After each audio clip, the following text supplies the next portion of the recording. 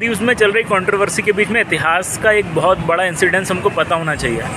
ये है operation cactus.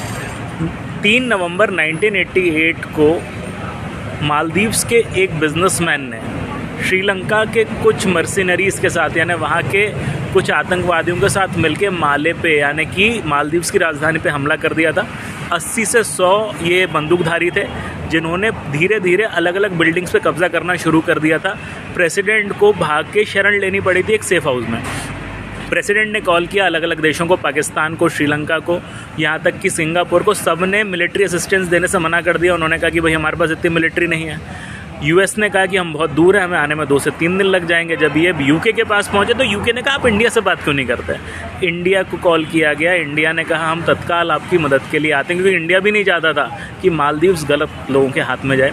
कुछ घंटों के अंदर भारतीय सेना ने पैराट्रूपर्स के थ्रू माले में लैंडिंग करी और कुछ देर में ही सारा का सारा जो विरोधी दल था उसका सफाया कर दिया। इसके बाद भारत को मिली थी अंतर्राष्ट्रीय ख्याति और भारत और मालदीव्स के संबंध हुए थे बेहतर।